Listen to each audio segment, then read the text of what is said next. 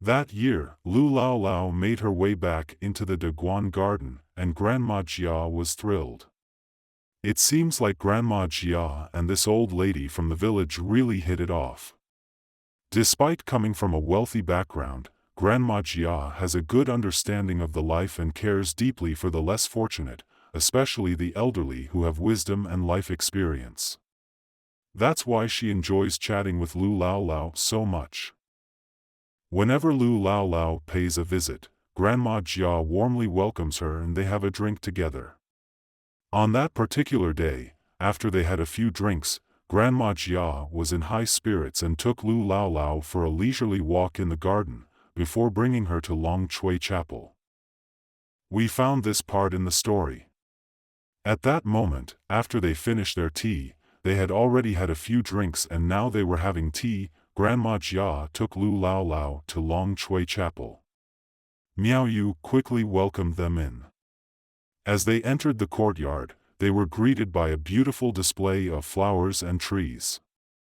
Grandma Jia remarked that it was all thanks to the people who practiced here, who constantly take care of the garden and make it even more stunning than other places. While saying this, she led the way to the East Zen Hall, and Miaoyu smiled and let them in. Grandma Jia mentioned that they had just eaten and drank, and since there were Buddhas here to absolve their sins, they could just sit here for a while and enjoy some of the delicious tea before leaving. Miaoyu promptly went to fetch the tea. Baoyu was all ears, curious to see how Miaoyu would handle the situation. And boy, did she impress. Miaoyu personally brought out a fancy tea tray, all decked out with a beautiful design of a blooming begonia tree carved in lacquer and gold. Baoyu couldn't help but think, wow, this tea tray is something else. But that's not all. Inside the tray, there was a small covered cup that was made in the famous Qing kiln during the Ming dynasty. Miaoyu explained that the tea was specially made for Grandma Jia. However, Grandma Jia dropped a bombshell and said she didn't drink Luan tea, which is a type of tea from Luan, Anhui. Miaoyu just smiled and said, I know, this is Laojun Mei tea. I am clueless about tea, but surely someone in this audience would know what she was talking about. Grandma Jia took the cup and asked about the water used. She knew that the quality of water was crucial for a good cup of tea. Miaoyu casually replied that it was the extra clean rainwater collected from the previous year. Grandma Jia sipped half a cup and then passed it to Liu Laolao, saying, give this tea a try. Liu Laolao wasted no time and gulped it down, exclaiming, it's good, but a bit weak. It would be even better if it was stronger. It was at that moment that I realized I was just like Liu Laolao. One time, a friend of mine who was a tea connoisseur noticed how I drank tea and decided to introduce me to the world of tea. He put on a whole show, demonstrating the fancy rituals and procedures of brewing tea. After the performance, he finally handed me a small cup and asked me to taste it. And just like Liu Laolao, I downed it in one go and blurted out, it's good, but a bit weak. It hit me then that I had said the exact same thing as Liu Laolao. As soon as she said that, everyone cracked up laughing. I mean, most folks in the Jia family know a thing or two about tea, so it was no surprise. And they were all sipping from those fancy official kiln porcelain bowls, which were worth a pretty penny. Then Miaoyu grabbed Baochai and Daiyu by their sleeves, and off they went with her. Sneaky Baoyu tagged along behind. Inside a side room, Miaoyu had Baochai plop down on the couch while Daiyu settled on Miaoyu's meditation cushion. Miaoyu fanned the boiling water on the stove and brewed another pot of tea.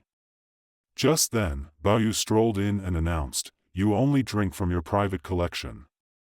The two of them burst into laughter, saying, you're here to mooch some tea again, huh? This place ain't for you. Miaoyu was about to grab the cups when she noticed the nun from the temple had returned them from outside. Quick as a flash, Miaoyu ordered, put away those fancy Cheng kiln cups, stash 'em outside. Why? Liu Laolao used M. Baoyu got it, knowing that Liu Laolao had used them and Miaoyu didn't want them anymore because they were defiled. Miaoyu brought out 2 more cups. One had a handle on the side, with 3 ancient words engraved on it, and a little inscription that said it was a precious antique cherished by Wang Kai, 3rd century CE. It was super old, with some characters from the Song dynasty that said it had been seen in the inner treasury in Meishan, April of the 5th year of the Yuanfeng era, 11th century CE, by none other than Su Si. Man, what kind of cup was this? Even Su Shi thought it was special. Miaoyu poured a cup and gave it to Bao Chai. Then there was another cup that looked like a bowl, like one of those bowls monks used to collect alms, you know? It had 3 fancy characters on it, and there was a note saying it was made from rhinoceros horn. Miaoyu poured a cup for Daiyu, and then she brought out her own everyday tea cup, a green jade scoop, and poured a cup for Baoyu. Baoyu didn't know it was her regular cup, but he was like, "Hey, equality, right? You are letting me use this green jade scoop." Miaoyu was like, "Nah, this is just a regular utensil. I'm not talking nonsense, but I bet your family can't find something this ordinary." Baoyu was smart and got it right away. He said, "You know what they say, when in Rome, do as the Romans do. When I'm here with you, all those fancy treasures become everyday stuff." Those words really hit home for Miaoyu. Why did Miaoyu bring out all these fancy old stuff? Was she trying to diss someone? Yep, the Jia family. They may be loaded with all kinds of riches, like gold, jade, and gems, but where's the culture, huh? My place is all about culture, and that's why she brought out these things to compete with the Jia family. It's a cultural showdown. And then Baoyu, being the clever dude he is, immediately got it. When he's with Miaoyu, all the fancy things in his own house become just plain old stuff. Miaoyu was thrilled to hear him say that.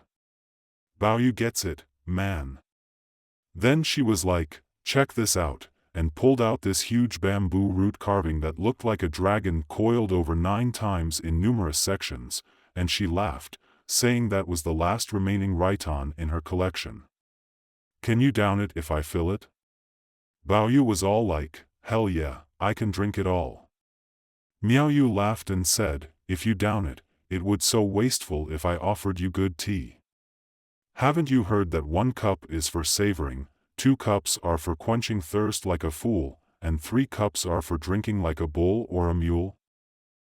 Right now, I'm talking, and my mouth is getting dry, so I'm drinking tea, you know? But a true tea connoisseur would say, 'Dude, that's not how you drink tea.'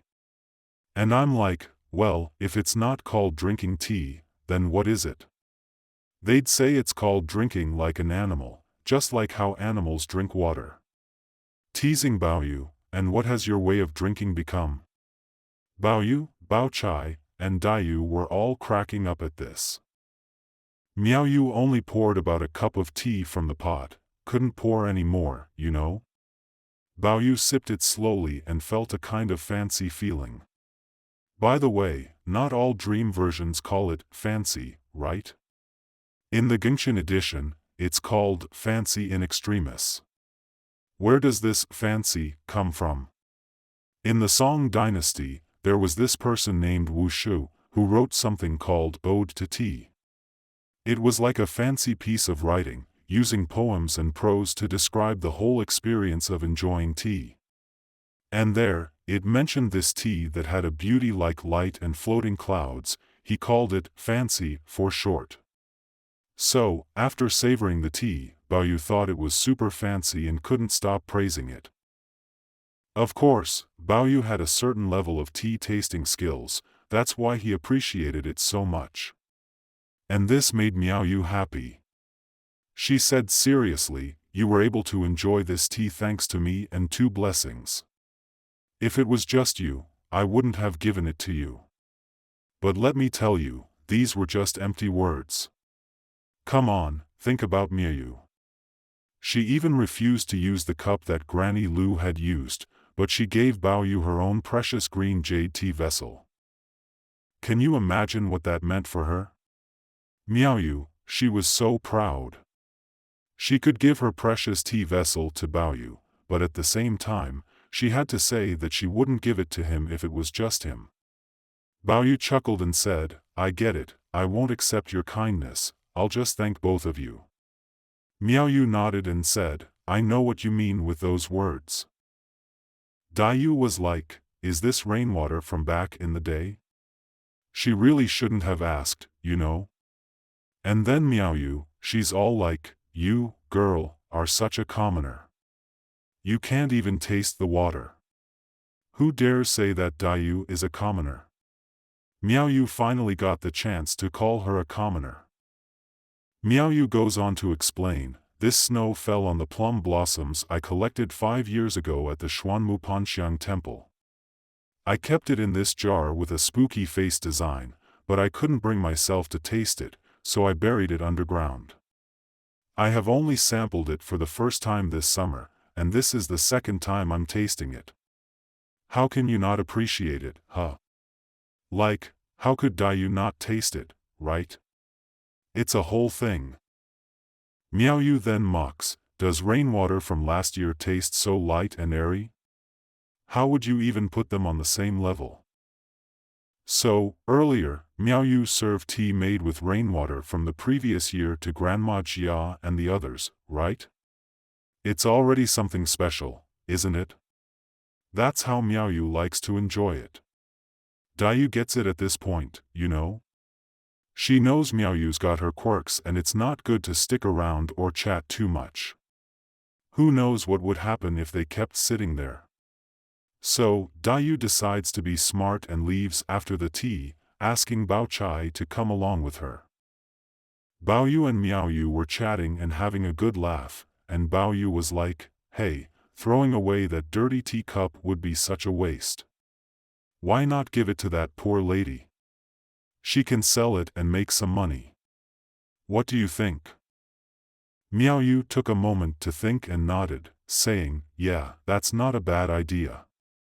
Luckily, I never used that cup. If I had, I would have smashed it instead of giving it to her. It had come to that. If you want to give it to her, I won't stop you. Just take it and give it to her quickly. Baoyu smiled and said, sure, I don't suppose you would deal directly with her. How could someone like Miaoyu even talk to Liu Laolao? It's getting dirtier by the minute. Just leave it to me. Miaoyu had someone bring the cup and handed it to Baoyu, who said, once we're out of here, I'll call a few servants, some lads, to come and fetch buckets of water from the river to clean the floor. How does that sound? Miaoyu laughed and said, that's even better. Just make sure to tell them to leave the water outside the gate, next to the wall, and not come inside. Baoyu agreed and then hid the cup up his sleeve, giving it to a maid in Grandma Jia's room. He told her to hold on to it and give it to Liu Laolao when she goes to her house tomorrow. In this short passage, we get a glimpse into Miaoyu's character and her inner world.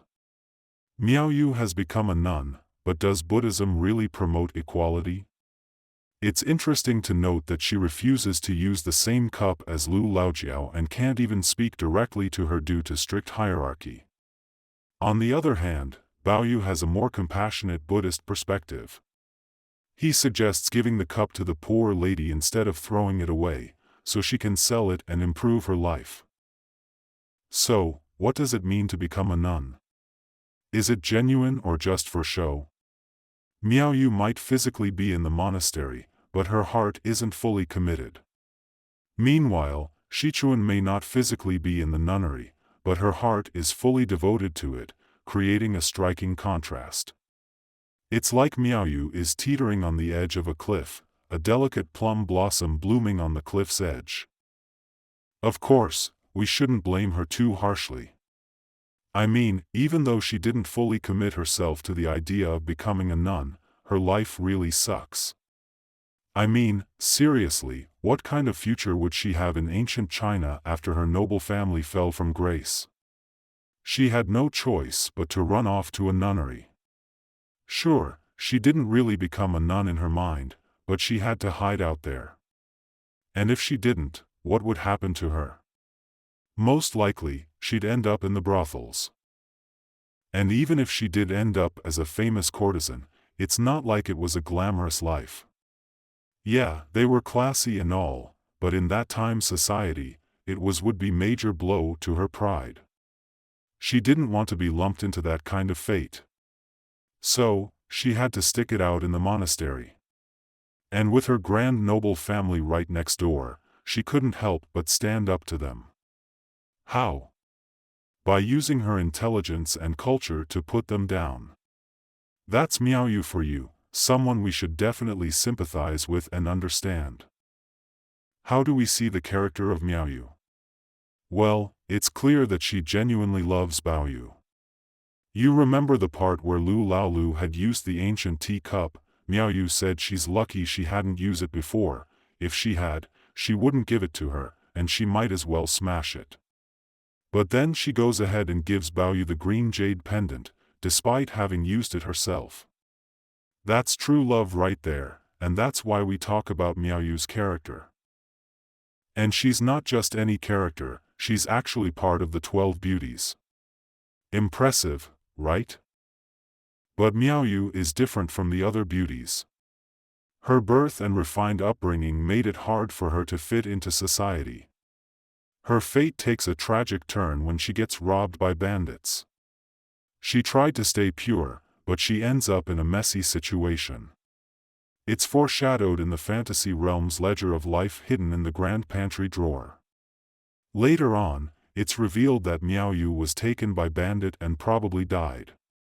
It matches the earlier hints, so her ending is pretty sad. Her ending is the complete opposite of what she wanted in life.